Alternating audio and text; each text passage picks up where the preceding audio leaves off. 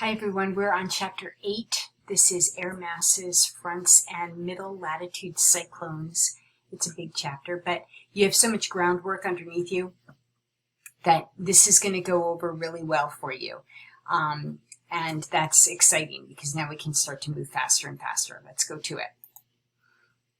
Air masses are large bodies of air, like a giant parcel, a huge, huge parcel.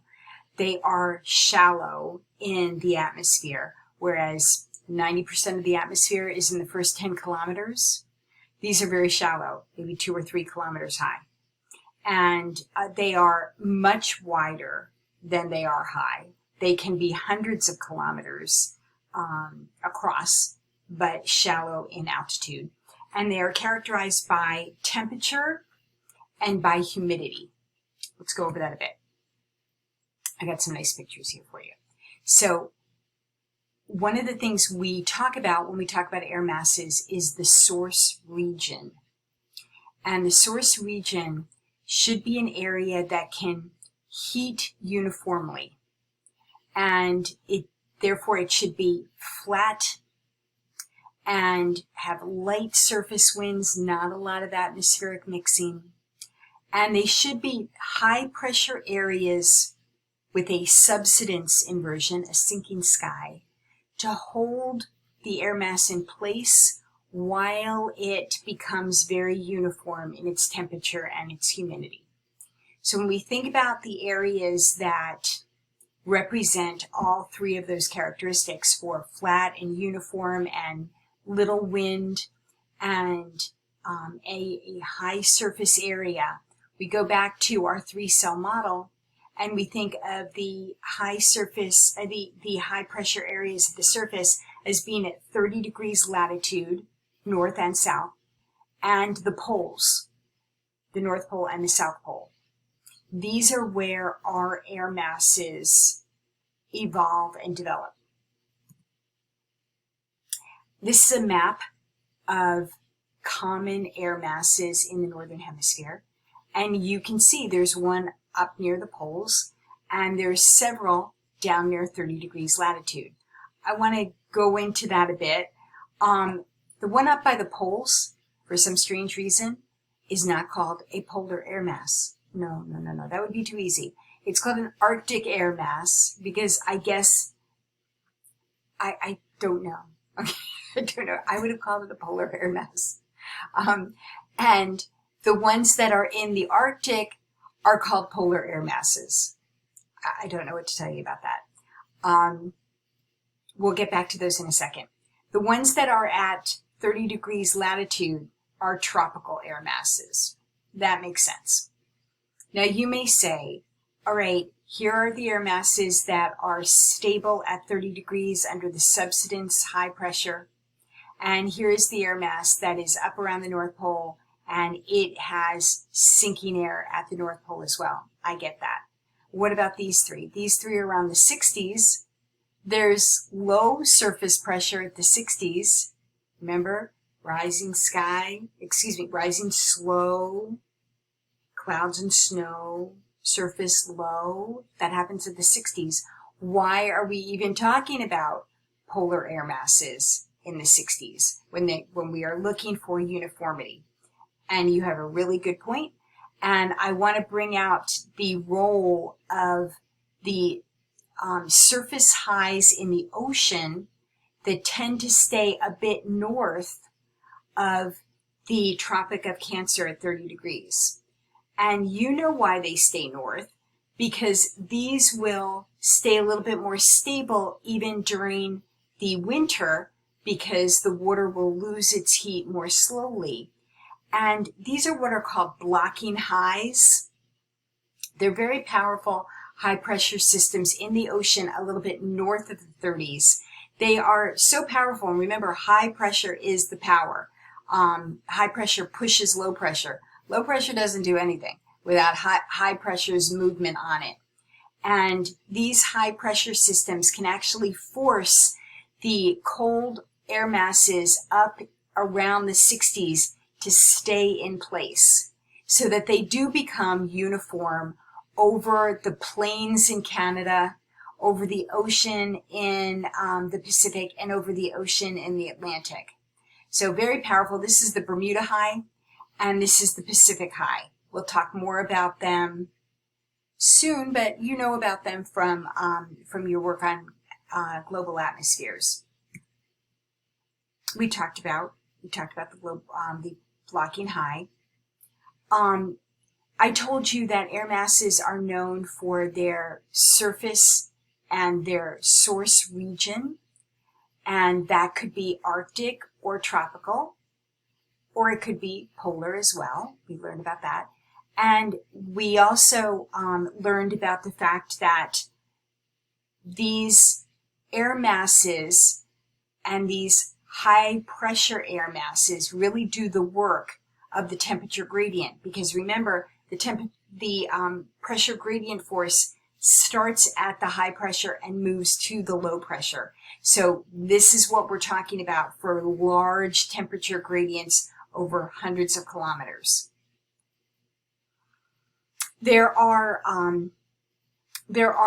rare circumstances where the polar air masses break out of the surface highs in the 30s, and when they do, we hear about a Siberian Express or an Alberta Express, and they come down from Saskatchewan and the Edmonton area. They can produce really, really cold temperatures throughout the United States when they do. It's pretty rare and you hear about it. Most of the time they stay up around the 60s and just add cold to our area. They don't exactly move down into this area, but it can happen.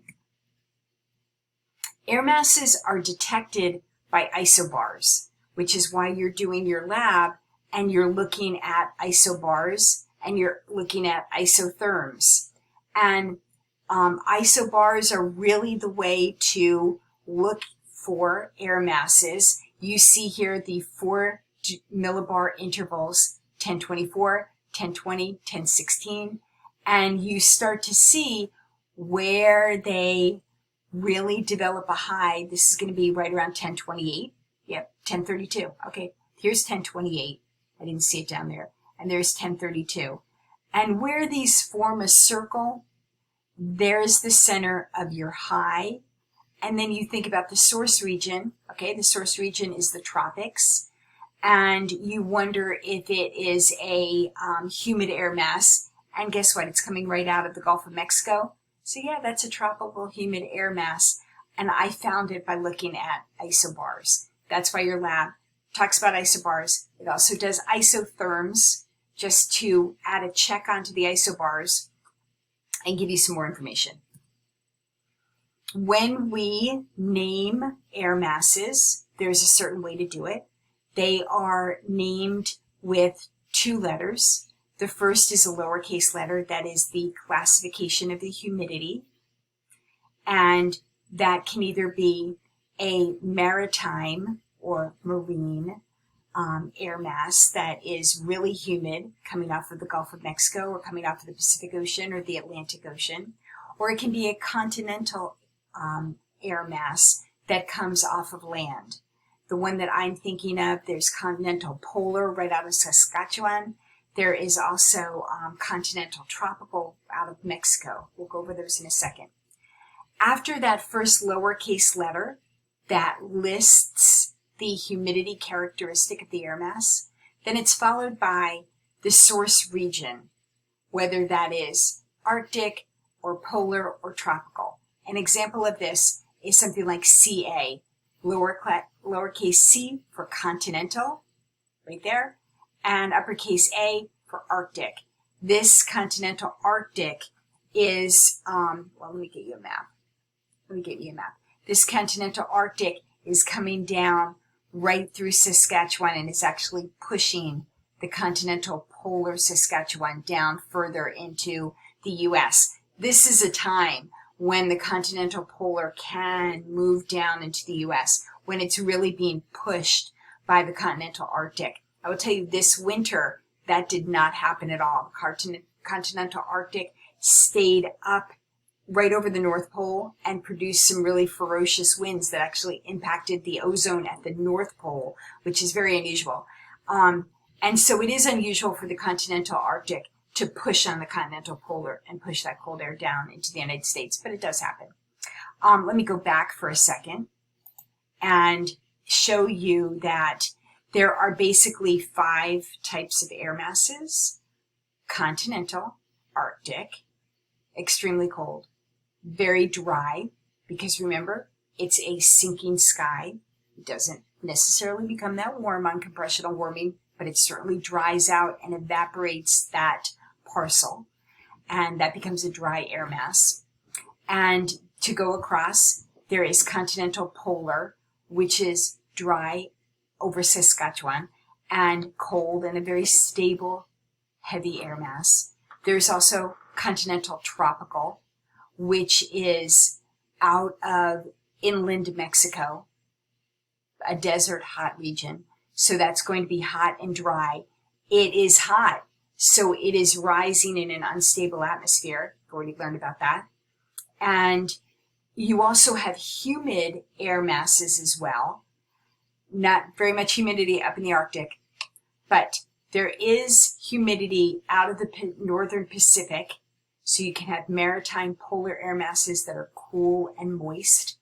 And you can have maritime tropical air masses that are warm and moist and highly unstable. And those will come out of the Pacific and out of the Gulf of Mexico.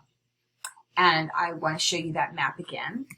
So here's my maritime polar out of the Pacific, maritime polar out of the Atlantic, and one out of the Gulf of Mexico. Makes sense, right around the 30-degree mark. Continental tropical, in the summertime only, out of Mexico, has a big impact on the monsoon in Arizona and has a huge impact on tornadoes in Oklahoma. We'll get into that soon. Maritime polar, out of the northern Pacific, continental polar out of Saskatchewan, maritime polar, very important air mass, out of the North Atlantic, and continental Arctic over the North Pole. Remember that air masses are shallow. They really rule the surface flow of air and the surface maps. That said, the prevailing westerlies up in the upper levels certainly do have a huge impact on surface winds, and the air masses are just as important, if not more important. So that said, that's why we're learning about air masses now. Give you an examples. Maritime polar out of the Pacific. Okay, this is a cool and moist air mass. It's unstable because it's out of the 60s, right? It's been stabilized a bit by that Pacific high, but the maritime polar air mass can really wreak some havoc in the Cascades and in California. And I want to also tell you about the expansional cooling and the compressional warming of the maritime polar air mass. It's a really beautiful situation of the low-lying Olympic Mountains, where we talked about the fact that you have Olympic National Park, a rare and beautiful rainforest in the 60s, a cool rainforest in the 60-degree latitude area. So you have expansional cooling in the Olympic Mountains, rainforest, then rain shadow, then expansional cooling in the Cascades, and rain shadow in the Columbia Basin, then expansional cooling up into the Rockies, and now you have dry, what's called dry Pacific air.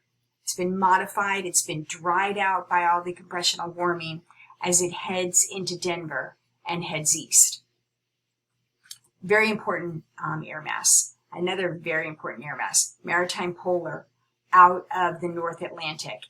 This is a really interesting air mass that you find when the atmosphere is in flux.